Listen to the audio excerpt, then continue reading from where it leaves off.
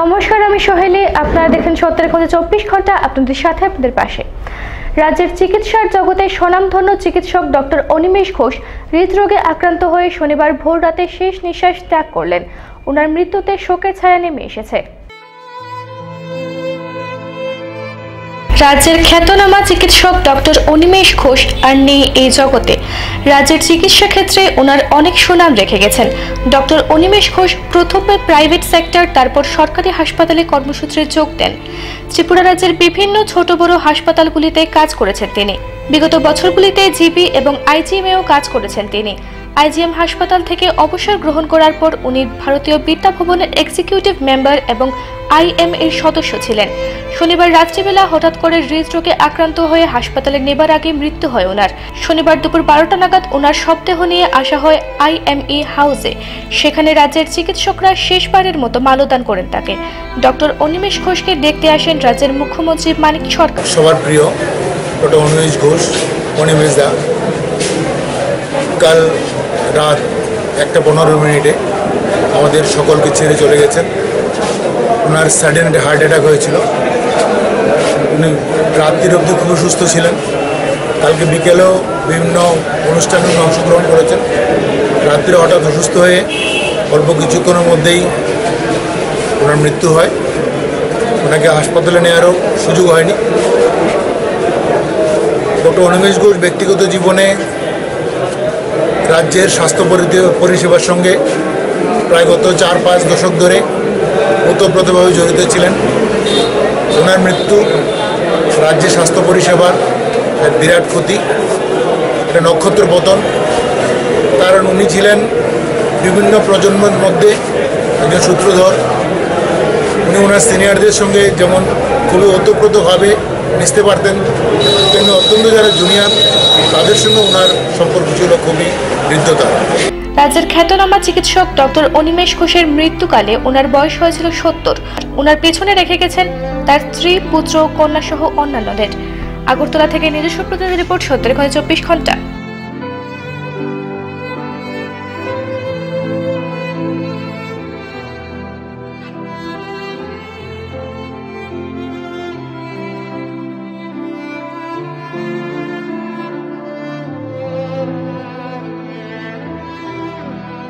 শনিবার আগরতলা শহীদ ভগৎ সিং ছাত্র আবাসে একদিনের কার্যকারিণী বৈঠক অনুষ্ঠিত হয়।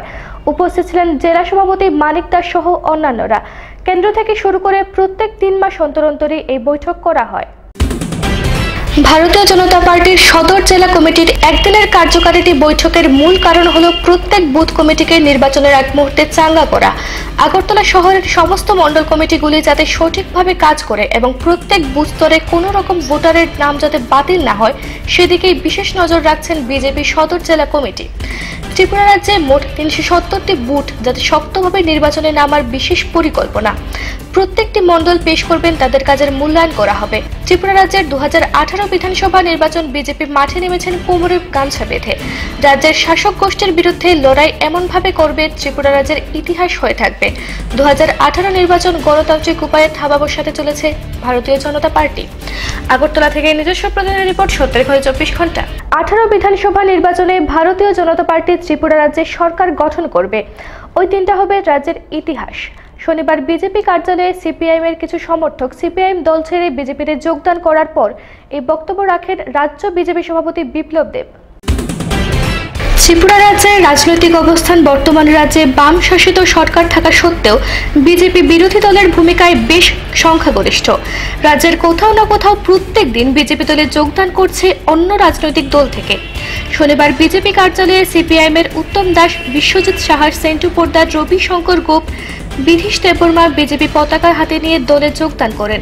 উপস্থিত ছিলেন সভাপতি বিপ্লব কুমার দেব সহ অন্যান্যরা। সিপিএম থেকে আসা কর্মীদের হাতে পতাকা তুলে দিয়ে সাংবাদিকদের সামনে বলেন, সিপিআইএম থেকে বিশিষ্ট ব্যবসায়িক শিবজিৎ কুমার পাল আজকে নরেন্দ্র মোদীর নেতৃত্বে যে বিকাশমুখী সরকার চলছে তার উপরে সম্পূর্ণ বিশ্বাস করে এবং ত্রিপুরা মুক্তির জন্য যাতে আগামী দিনে আরও শক্তিশালী বিজেপি সংগঠন করা যায় সেই লক্ষ্যে দীর্ঘদিনের আমার এই বন্ধুরা সিপিআইএমের পার্টিতে দীর্ঘদিন কাজ করেছে, কিন্তু অন্তত এই পার্টিটা দ্বারা যে ত্রিপুরার উন্নতি বা ডেভেলপমেন্ট হবে না সেই সিদ্ধান্তে ওরা পৌঁছে গেছে।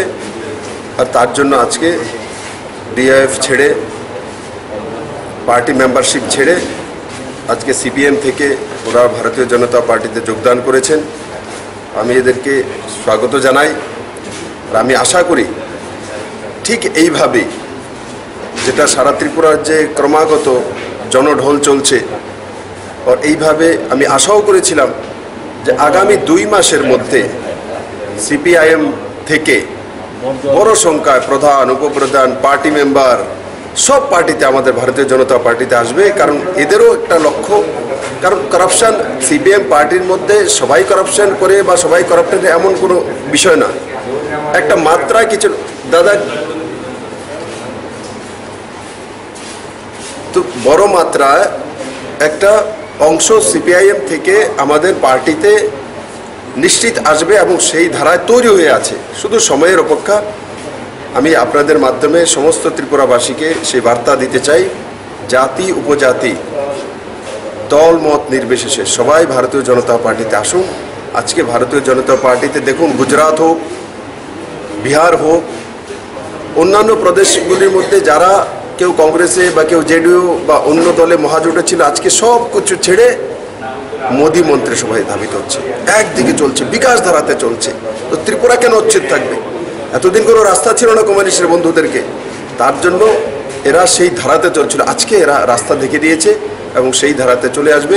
আমি বিশ্বাস করি আগামী 2 মাসের মধ্যে ত্রিপুরাতে বড় সংখ্যায় কমিউনিস্টে ভাঙ্গন হবে এবং কমিউনিস্টের বড় বড় লিডারশিপ নিচু স্তর থেকে নিয়ে উপর স্তর পর্যন্ত ভারতীয় জনতা পার্টিতে নিশ্চিত আসবে। সেইটার একটা যে বলে আবহাওয়া তৈরি হয়ে আছে, সময়ের অপেক্ষা। আগামী 2 মাসের মধ্যে আপনারা ত্রিপুরাবাসী এবং আমার সাংবাদিক ভাইয়েরা আপনারা দেখবেন যে আমি বিশ্বাস করি আগামী 2 মাসের মধ্যে বড় মাত্রা সিপিএম ভেঙে ভারতীয় জনতা পার্টিতে চলে আসবে। এমনি তো যে স্থিতি এখন আছে ত্রিপুরাতে, 80% অ্যান্টি ইনকাম বেশি ও 60%-এর উপর বিজেপিকে ভোট দেওয়ার জন্য লোক মাইন্ড সেট আপ করে বসে আছে।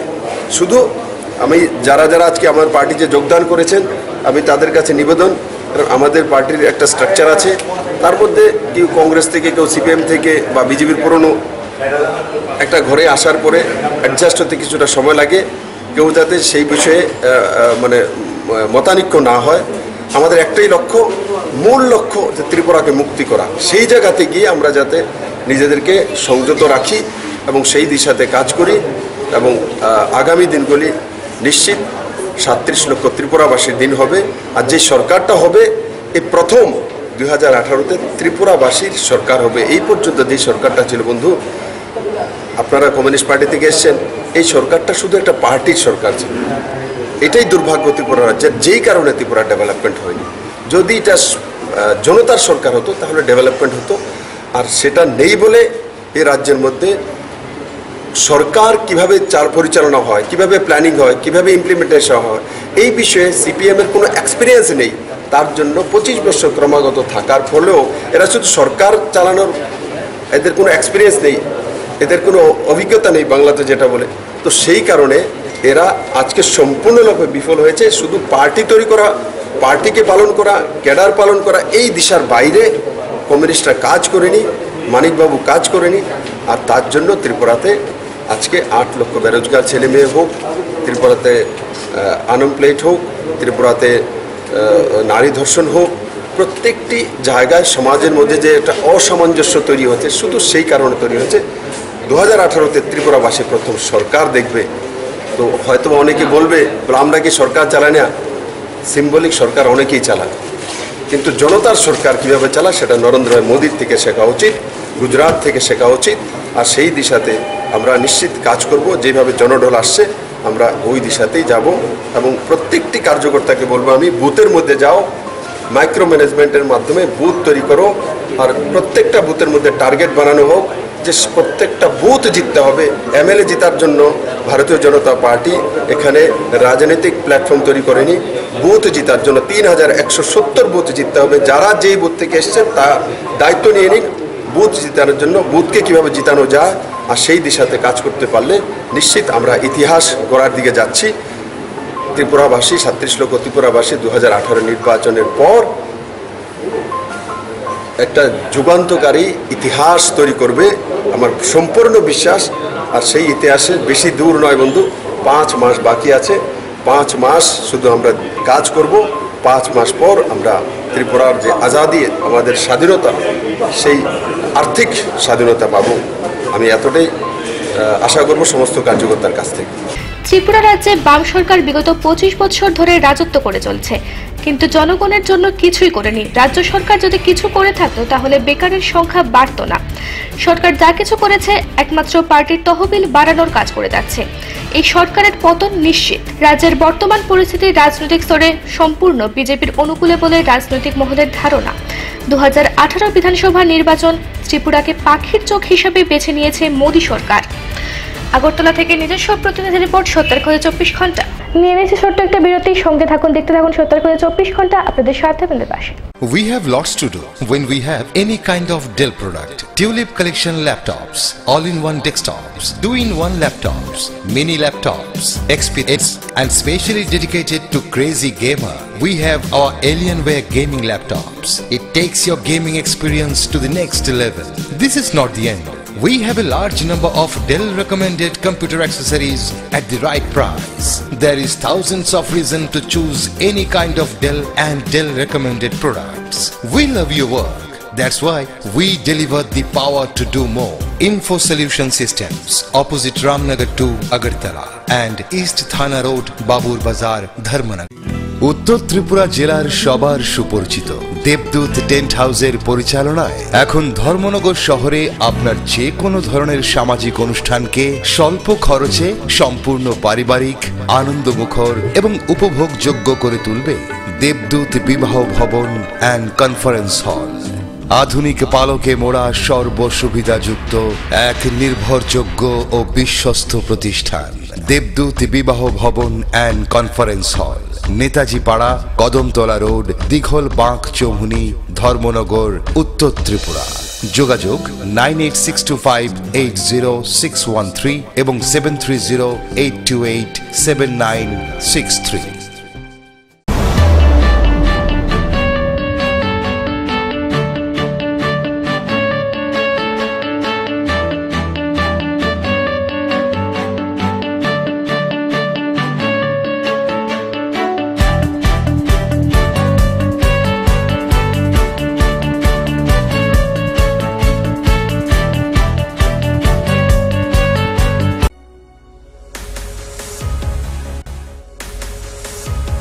ব্যাঙ্গালোরের সেরা 10টি কলেজের মধ্যে রয়েছে Vijaynagar college of nursing, government of Karnataka, Indian nursing council, Karnataka nursing council, Rajiv Gandhi university of health sciences দ্বারা অনুমোদনপ্রাপ্ত। ত্রিপুরার ছাত্রছাত্রীদের প্রথম পছন্দ বিজয়নগর কলেজ অফ নার্সিং। রয়েছে আমাদের নিজস্ব হসপিটাল। ত্রিপুরার 300 ছাত্রছাত্রী আজ Vijaynagar college of nursing courses offer BSc nursing, MSc nursing, DGNM, post BBSc nursing, scholarship এবং মেডিকেল সহ রয়েছে নানান সুযোগ সুবিধা। যোগাযোগ করুন মিস্টার চন্দন শুক্লা দাস 094025988492 অথবা 08257952306। গয়না রোজ রোজ তৈরি করা হয় না, আর গয়নার কারিগরিও সব জায়গায় একই হয় না। সীতাহার, পাটিহার, পুষ্পহার হোক অথবা চূড়, বালা, মান্তাসা, কানের দুল কিংবা আংটি, যদি চান ঐতিহ্যবাহী পরম্পরাগত 22 ক্যারেট এডিয়াম যুক্ত হলমার্ক সোনার গহনা, তাহলে আসুন ধর্মনগর কালীবাড়ি রোডে কেসি জুয়েলার্সে। দৈনন্দিন ব্যবহারের হালকা নকশার স্বর্ণালঙ্কার থেকে শুরু করে নানান অনুষ্ঠানের জন্য ভারী গহনার বিপুল সম্ভার রয়েছে কেসি জুয়েলার্সে। এছাড়া রয়েছে বিয়ের গহনার অসাধারণ কালেকশন এবং পুরনো গহনার বদলে নতুন হলমার্ক গহনা নেবার সুযোগ। তাই এবার আপনার গহনার চাহিদা শুরু থেকে শেষ হবে কেসি জুয়েলার্সে। কেসি জুয়েলার্স, কালীবাড়ি রোড, ধর্মনগর, উত্তর ত্রিপুরা। তুমি আছো রান্নাঘরে, তাই সুগন্ধে ভরে, যা খুশি তেমনই খাই, তোমার জাদুর রান্নায় থাকে শুধু লং তরাই, থাকে শুধু লং তরাই। কত কেজি রান্না হয় মন তাই করছো জয়, ভালোবেসে বলছি তাই রান্নায় তোমাকে চাই, চাই শুধু লং তরাই, চাই শুধু লং তরাই। আর্কমার্ক কোয়ালিটি ও food safety standard of India গুণমান সম্পন্ন।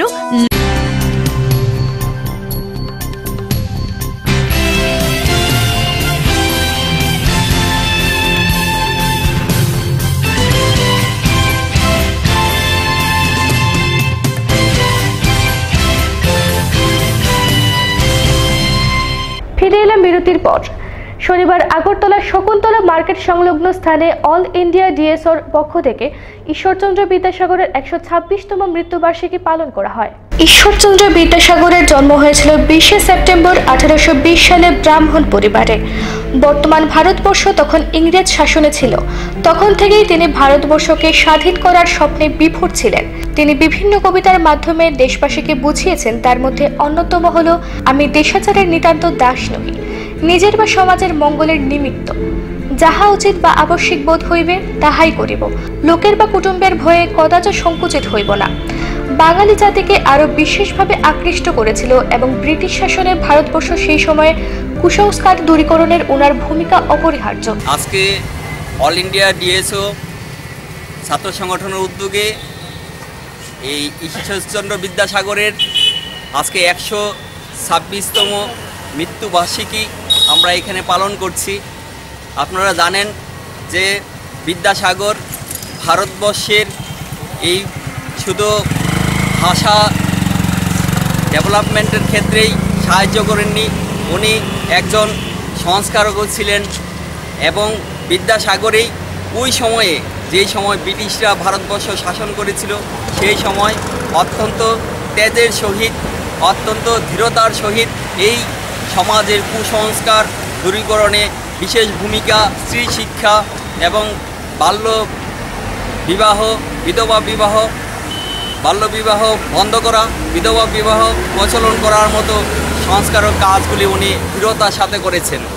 কিন্তু আজকে দেখুন ভারতবর্ষ স্বাধীন হয়েছে, কিন্তু বিদ্যাসাগরের মতো এরকম বলিষ্ঠ একজন লোক আজ পর্যন্ত সৃষ্টি হয়নি, যাকে বেস করে সমাজের এই কুসংস্কার কুপমণ্ডলতার বিরুদ্ধে সমাজকে এগিয়ে নিয়ে যাবে।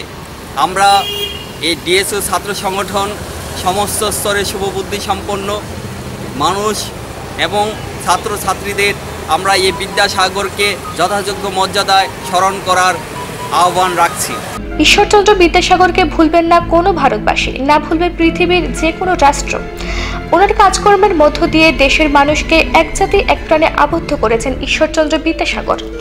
আগরতলা থেকে নিজস্ব প্রতিনিধি রিপোর্ট, সত্যের ২৪ ঘন্টা। দীর্ঘ ৮ থেকে ১০ বছর হলেও উন্নয়নের নামগন্ধ নেই। সেই মান্ধাতার সময় রাস্তা দিয়ে চরম অসুবিধার সম্মুখীন হয়ে চলাচল করতে হচ্ছে এলাকার জনগণদের। ঘটনা রাজধানীর ১৪ নম্বর ওয়ার্ড এলাকার। আপনাদের স্ক্রিনে যে দৃশ্যটি দেখছেন তা কোনো প্রত্যন্ত গ্রামাঞ্চলের নয়। এই দৃশ্যটি স্মার্ট সিটির তালিকায় স্থান করে নেওয়া আগরতলা পুর নিগমের ১৪ নম্বর ওয়ার্ডের। স্মার্ট সিটির তকমা আগরতলার গায়ে লাগানো হলেও আদতে যে এই তথাকথিত সিটি কতটা স্মার্টনেস নিয়ে দৈনন্দিন জীবনযাপন করছে এটা তারই প্রত্যক্ষ দৃশ্য। ১৪ নম্বর ওয়ার্ড এলাকাটি শাসক দলের আওতার মধ্যেই রয়েছে। এখানকার পরিষদ হলেন হরিপদ চক্রবর্তী। যদিও হরিপদবাবু বছরে একবার এলাকার হাল পরিদর্শনে আসেন, তার রীতিমতোই প্রশ্নচিহ্নে বিদ্ধ। কেননা এলাকার দিকে একবার নজর ঘোরালে যা দৃশ্য দেখা যায় তা আগরতলাকে স্মার্ট সিটির তালিকা থেকে ছিটকে ফেলে দেওয়ার জন্য যথেষ্ট। এমনই করুণ দশা এলাকাটির যে এখানে চলাফেরা করার মতো একটি রাস্তাও নেই। কাঁচা রাস্তা থাকলেও চলার পক্ষে তা অযোগ্য। এলাকাবাসীর অভিযোগ যে দীর্ঘ ৮ থেকে ১০ বছর ধরে এই এলাকায় কাজ হয়নি। অনেক বছর কত বছর? ও দাদা কিনছে কিনছে বুঝছে আর এরকম গেছে ৭০০ বছর হইব। কি চাও এখন? হ্যাঁ কি চান আপনারা? বুঝি না আপনারা কি চান? আমরা চাই রাস্তাটা ঠিক করে দিত, ড্রেন করে দিত, এই লাইট দিত, দেয় নাই তো ওর করতে এদিন বেড়াটা ওরা দিছি রাস্তার মানে দেখাইছিল গাতি এই জল আমরা হয়তারিনি এদিন এক মাইয়া সাপের মুখ ভাড়া দিছে। ওই জন্যই রাস্তাঘাট ভালো না। না রে না, তোমরা যাও না, আমার লগে যাও। একই সাথে রাস্তাটির একটি অংশ জবরদখলেরও অভিযোগ উঠেছে এলাকার। অভিযোগ স্কুলের জন্য দান করা জায়গা জবরদখল করে নিতে চাইছে একটি অসাধু চক্র। জায়গাটা যে বসছে এটা স্কুলে দান করে গেছে হরিচৈতন্য দে নামে এক ভদ্রলোক স্কুলের একখানি 5 ঘন্টা জায়গা দান করে গেছে। তো অনেক টাইমে শোনা যাইতেছে যে পীযূষকান্তি পাল, শঙ্কর পাল, আরেকজন জানি নাম কি তাই নিয়ে আমার ঠিক খেয়াল নেই, তারা মিল্লা কইতাছে যে তারা বলে জায়গাটা কিনছে। তারা জায়গাটা কিনছে, কার থেকে কিনছে? সুদর্শন চক্রবর্তী থেকে কিনছে। সুদর্শন চক্রবর্তী আয়দবুদ্ধি এখানে আয়া মানে তাই দর্শন দিল না যে এই জায়গাটা আমি বিক্রি করে গেছি। আমরা তো সবাই মিলে কইতেছি যে জায়গা যে বিক্রি করছে মালিকানা, আমরা তো চিনি না মালিকানা, জায়গা জানি যে দানের জায়গা কইতেছে আমরা এটা মালিকানা দিতাম না, আমরা বুঝ পাইছি। সেটা রাস্তা পর্যন্ত তাই সীমানা গাড়িটা দিয়ে সেটা এটা লিয়ে প্রচুর রাস্তা থেকে না অনেক দিন ধরে দীর্ঘ সময় ধরে এমন বেহাল অবস্থা থাকা সত্ত্বেও প্রশাসনের খামখেয়ালিপনা ও উদাসীনতার দৌলতে নিগম এলাকার থেকেও আজ সামান্য মৌলিক অধিকারগুলি থেকে বঞ্চিত এই এলাকার জনগণ। কবে নাগাদ এদিকে নজর পড়বে স্থানীয় প্রশাসনের? এবার সেদিকে তাকিয়ে এলাকার জনগণ। আগরতলা থেকে নিজস্ব প্রতিনিধি রিপোর্ট 24 ঘন্টা। শনিবার কৈলাসহর গোবিন্দপুর ভগৎ সিং হলে অনুষ্ঠিত হয় ঊনকোটি জেলাভিত্তিক বিজেপির কার্যকারিণী বৈঠক। বৈঠকের উদ্বোধন করেন বিজেপি ঊনকোটি জেলার প্রভারী যাদবলাল নাথ। শনিবার সকাল 10টায় শুরু হয় ঊনকোটি জেলা ভিত্তিক বিজেপির কার্যকারিণী বৈঠক। আজকের বৈঠকে কৈলাসহরের গোবিন্দপুরের ভগৎ সিং হলে অনুষ্ঠিত হয়। বৈঠক চলে বিকেল 5টা পর্যন্ত। আজকের বৈঠকের উদ্বোধন করেন বিজেপির ঊনকোটি জেলার প্রভারী তথা বিজেপি রাজ্য কমিটির সম্পাদক যাদবলাল নাথ। এছাড়াও উপস্থিত ছিলেন বিজেপি নেতা অরুণ সাহা, রঞ্জিত সিনহা, ভগবান দাস সহ অনেকে। ঊনকোটি জেলা ভিত্তিক এই কার্যকারিণী বৈঠকে মূলত জেলা কমিটির, জেলার অধীনে সমস্ত মণ্ডল কমিটি, সমস্ত শাখা সংগঠনের কার্যকর্তাদের নিয়ে অনুষ্ঠিত হয়। বৈঠক চলাকালীন সাংসদ প্রতিনিধিদের সামনে যাদবলাল বলেন, মহানগরের চন্দ্রকোনা গোটা রাজ্যে আজকে গণতন্ত্র হুমকির মুখে দাঁড়িয়েছে। যে কমিউনিস্টরা বলতে এখানে গণতন্ত্র নেই, জোট সরকারের 25 বছরের ক্যাসেট বাজিয়ে যারা এখানে ক্ষমতায় এসেছিল, আজকে কিন্তু সেই জায়গা নেই। আজকে কংগ্রেস কমিউনিস্টের মধ্যে কোনো তফাৎ নেই, তাদের নীতি আদর্শের মধ্যে কোনো তফাৎ নেই। যে পথ ধরে কংগ্রেস হেঁটেছিল, আজকে কমিউনিস্ট পার্টি সেই পথ ধরেই হাঁটছে। মানুষের জীবন জীবিকা বলুন, কর্মচারী বলুন, সাধারণ বেকাররা বলুন, সর্বক্ষেত্রেই বামফ্রন্ট সরকার ব্যর্থ হয়েছে। মানুষের উন্নয়নের জন্য কোনো কাজ করতে পারেনি। সেই জন্য ত্রিপুরার মানুষ চাইছে পরিবর্তন, এবং এই পরিবর্তনে ভারতীয় জনতা পার্টি যোগ্য নেতৃত্ব দেবে এবং ত্রিপুরা রাজ্যে 2018-তে বামফ্রন্ট সরকারকে হটিয়ে এখানে ভারতীয় জনতা পার্টির সরকার হবে। তার জন্য আমাদের কর্মীরা প্রতিদিন প্রয়াস চালিয়ে যাচ্ছে। এই প্রয়াস আমরা সাকসেসফুল হবই। এই দৃঢ় প্রত্যয়ের জন্য আমাদের সব দিকে কর্মসূচি চলছে। কৈলাসহর থেকে নিজস্ব প্রতিনিধি রিপোর্ট 24 ঘন্টা। ফিরে এসে ছোট্ট একটা বিরতির পর সঙ্গে থাকুন, দেখতে থাকুন 24 ঘন্টা, আপনাদের সাথে আপনাদের পাশে।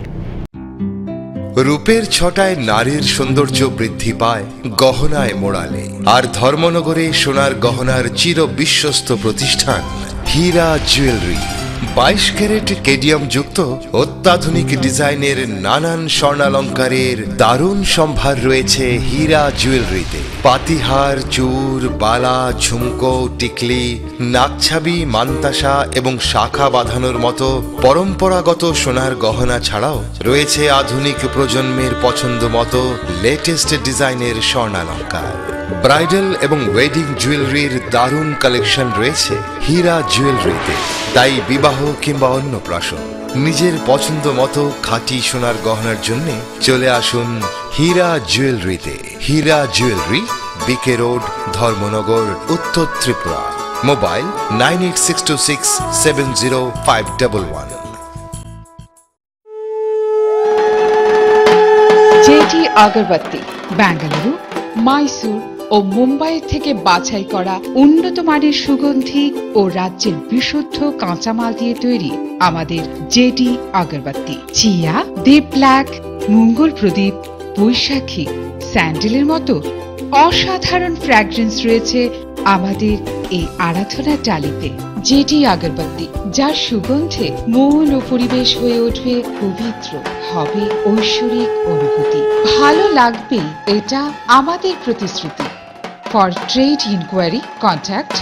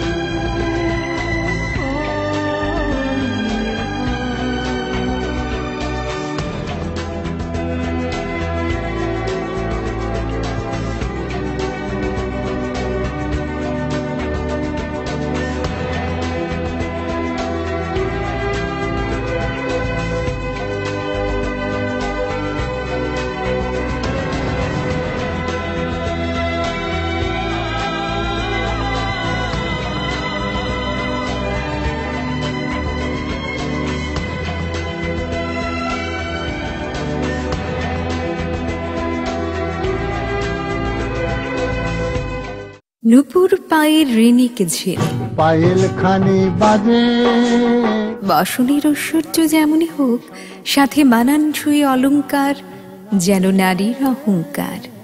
রূপসজ্জায় যুগে যুগে তাই গয়না নারীর পছন্দের তালিকায় শীর্ষে। আপনার অহংকার আমাদের অলংকার, রাজন জুয়েলার্স। যখন কিছুই ঠিক চলছে না, আর একটা ভুল সিদ্ধান্ত নেবেন না। শুধুমাত্র পরীক্ষিত গ্রহরত্ন কিনুন, মনের শান্তি অক্ষুণ্ণ রাখুন। শ্যাম সুন্দর কোম্পানি জুয়েলার্স, আগরতলা, খোয়াই, উদয়পুর, ধর্মনগর, কলকাতা।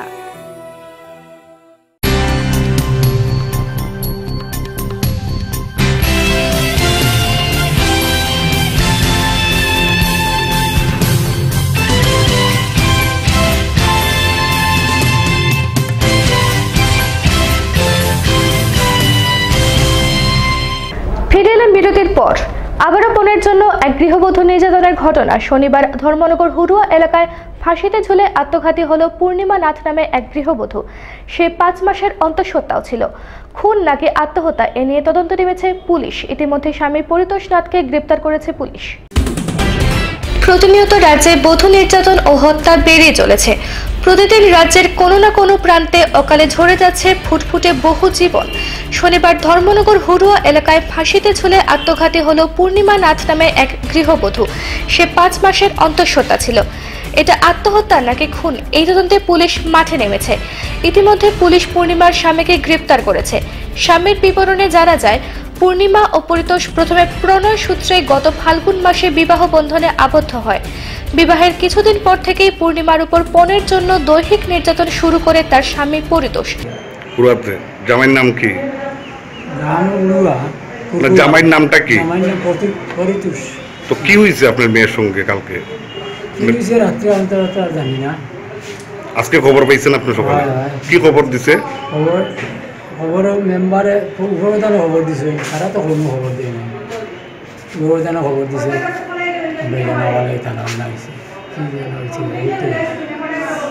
গিয়া কি দেখছেন আপনি? গিয়া তো দেখলাম লাশ ফলাই বিছনায়। আপনার মেয়ের? তো আপনার মেয়ের জামাই কি প্রায় সময় তাইলে মারধর করতো? কে লিয়ে করতো আসলে? টাকা পয়সা। টাকা পয়সা লেই প্রায় সময় মারতো। 1 লাখ টাকার বিনিময়ে মেয়ে তো সময় আর হয় না, বুঝুন না। তো আপনার মেয়ে তো আমরা যেটা শুনতে পেয়েছি আপনার মেয়েটা প্রেগনেন্টও আসলো। 5 মাসের। তো আপনারা মামলা করছেন ধর্মনগর থানায়? কত টাকা দিছো গত মাসে? এর আগে আরো টাকা দিচ্ছেন নি? তা 200, 400, 500 টাকা তো নিয়ে প্রায় সময় নিয়ে যায়। প্রায়শই মতমত্ত অবস্থায় বাড়ি এসে স্ত্রীর উপর অত্যাচার চালাতো পরিতোষ। বহুবার পূর্ণিমা তার বাবার কাছ থেকে বহু টাকাও এনে দিয়েছিল। এবার পরিতোষের পণের চাহিদা ছিল বেশি। বাবার আর্থিক অবস্থা দেখে পূর্ণিমা বাবার কাছে আবেদন না করায় ঘটে বিপত্তি, এমনই অনুমান করা হচ্ছে। পাশাপাশি পরিতোষের বাবাও স্বীকার করেছেন ছেলে নির্যাতনের কথা। আপনার নামটা? নারায়ণ। আপনার বাড়ি কোন জায়গা? তো কি হয়েছে আপনার বাড়ি কালকে? কালকে হয়েছে দাদা, কালকে তো আমিও বাড়ি ঘরে আসছিলাম না, আমরা বাড়ি ঘরে নাই আজকে প্রায় 1.5-2 মাসের মতো হয়ে গেছে।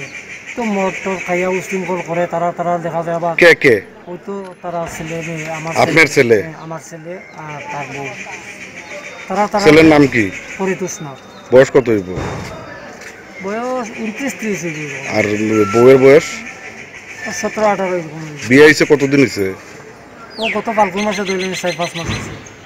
আচ্ছা, প্রায় কি মারধর করতো? প্রায় না, এটা হঠাৎ যেদিন একটু মদ খাইলো ওই দিনই মানে এরকম ঘটনা করি। আমরা লোকে বেশিরভাগই উশৃঙ্খল করে। এটা নিয়েও গ্রামের প্রতিবেশী প্রায় সময় মানুষ ডাকে আইতো, এখন তো মানুষ আর ডাক দিলেও আয় নাকি।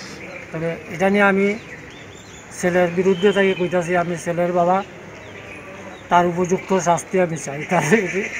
আমি মানে অতিরিক্ত বাড়িয়ে গেছে ছেলেটা, এরকম প্রায় সময় মদ খাইয়া এরকম গন্ডগোল করে। আপনার বড় ছেলে? বড় ছেলে। এভাবে অকালে একই সাথে ফুটফুটে 2টি জীবন ঝরে যাওয়ায় এলাকায় চাঞ্চল্য দেখা দিয়েছে। ধর্মনগর থেকে নিজস্ব প্রতিনিধি রিপোর্ট ৭০ ঘন্টা। এসএফআই হাফলং অঞ্চল কমিটির উদ্যোগে হাফলং টি দ্বাদশমান বিদ্যালয়ে এক মিছিল ও পথসভা অনুষ্ঠিত হয়। শিক্ষক বাবুল মজুমদারকে আরএসএস ও বিজেপি গুন্ডা বাহিনী হত্যা করেছে এমনই অভিযোগের ভিত্তিতে এই মিছিল ও পথসভা করা হয়। এসএফআই হাফলং অঞ্চল কমিটির উদ্যোগে শিক্ষক বাবুল মজুমদারকে আরএসএস ও বিজেপি এর গুন্ডা বাহিনী হত্যা করেছে এমনই অভিযোগ এনে হাফলং টি দ্বাদশমান বিদ্যালয়ে এক মিছিল ও পথসভা অনুষ্ঠিত হয়। উক্ত সভার সভাপতিত্ব করেন এসএফআই হাফলং অঞ্চলের প্রাক্তন সভাপতি উজ্জ্বল আচার্য এবং সভার আলোচনা করেন এসএফআই হাফলং অঞ্চলের সম্পাদক রাজীব নাথ এবং এসএফআই হাফলং টি দ্বাদশমান বিদ্যালয়ের সম্পাদক চন্দ্রগুপ্ত তাঁতি। শ্রদ্ধেয় বাবুল মজুমদারকে বিগত দিনে বিজেপি আরএসএসের কিছু গুন্ডা বাহিনীরা পরিকল্পিতভাবে হত্যা করে। এর প্রতিবাদে গোটা ত্রিপুরা রাজ্যের মধ্যে ছাত্র আন্দোলন, ছাত্র বিক্ষোভ সংগঠিত করে ছাত্রছাত্রীরা। তারই অঙ্গ হিসাবে আমরা ভারতের ছাত্র ফেডারেশন হাফলং অঞ্চল কমিটি হাফলং টি স্কুলের ছাত্রছাত্রীদের নিয়ে একটি বিক্ষোভ মিছিল ও সভা সংগঠিত করি এবং এই শিক্ষক হত্যাকে আমরা ভারতের ছাত্র ফেডারেশন অত্যন্ত ধিক্কার জানাই। ধর্মনগর থেকে নিজস্ব প্রতিনিধি রিপোর্ট ৭০ ঘন্টা। রাজ্য বিধানসভার প্রাক্তন অধ্যক্ষ তথা বিদ্যাসাগর উপাধিতে ভূষিত রাজ্যের বিশিষ্ট শিক্ষাবিদ অমরেন্দ্র শর্মা শনিবার দুপুর ৩:১৬ নাগাদ ধর্মনগর হাসপাতালে শেষ নিঃশ্বাস ত্যাগ করলেন। ওনাকে শেষ শ্রদ্ধা জানাতে ওনার শবদেহের সাথে ছিল অসংখ্য মানুষ। ওনার প্রয়াণে গোটা ধর্মনগরে শোকের ছায়া নেমে এসেছে।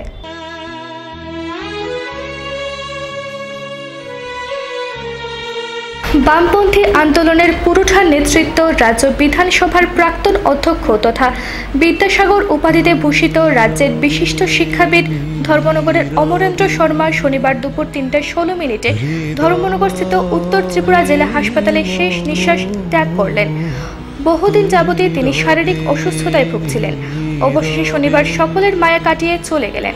শ্রদ্ধেয় অমরেন্দ্র শর্মা দীর্ঘ একটা সময় ধর্মনগরের দীনানাথ নারায়ণী বিদ্যা মন্দিরের প্রধান শিক্ষকের দায়িত্ব পালন করেছেন। ১৯৭২ সালে প্রথম নির্দলের প্রার্থী হিসেবে ত্রিপুরা বিধানসভায় যান। তারপর ১৯৭৮ সালে সিপিআইএম এর সমর্থনে পুনরায় বিধায়কের দায়িত্ব পান। ১৯৮৩ সালে পুনরায় বিধানসভা নির্বাচনে বিজয়ী হয়ে রাজ্য বিধানসভায় গেলে ওনাকে অধ্যক্ষের দায়িত্ব দেওয়া হয়। সারাটা জীবন মানুষের জন্য মানুষের সাথে থেকে কাজ করে গেছেন তিনি। কবিতা, প্রবন্ধ, গল্পসহ সাহিত্যে ছিল তার অগাধ বিচরণ। ২০০৫ সালে ত্রিপুরা রাজ্য সরকার ওনাকে বিদ্যাসাগর পুরস্কারে পুরস্কৃত করেছিলেন।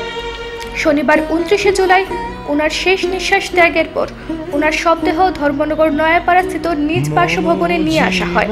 তারপর সিপিআইএম দলীয় কার্যালয়ে ওনার শবদেহ পুষ্পস্তবক ও পুষ্পার্ঘ্য অর্পণ করে শেষ শ্রদ্ধা জানানো হয়। ওনার দেহে সিপিআইএম এর রক্তিম পতাকা জড়িয়ে দেন ওনার জামাতা তথা সিপিআইএম ধর্মনগর মহকুমা কমিটির সম্পাদক অভিজিৎ দে। তারপর ওনার দেহ ডিএম বিদ্যা মন্দিরে নিয়ে আসা হয়। গোটা কর্মসূচিতে ছিলেন সিপিআইএম উত্তর ত্রিপুরা জেলা কমিটির সম্পাদক অমিতাভ দত্ত। অমরেন্দ্র শর্মা আজ বেলা ৩:১৬ উত্তর ত্রিপুরা জেলা হাসপাতালে তিনি শেষ নিঃশ্বাস ত্যাগ করেন।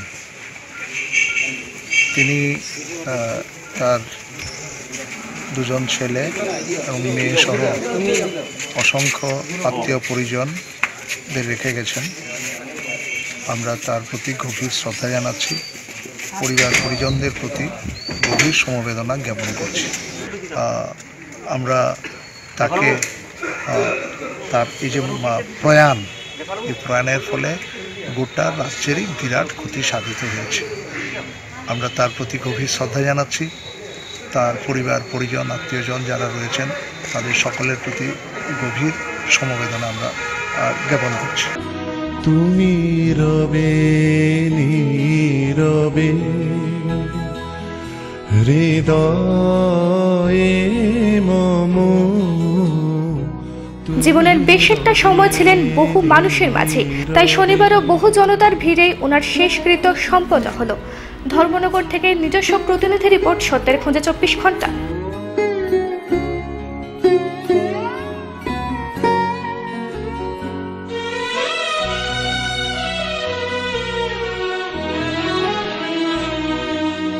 জাগিবে একাকী তব করুণ আখি তব অঞ্চল ছায়া মুরে রহিবে ঢাকি মম দুঃখ বেদন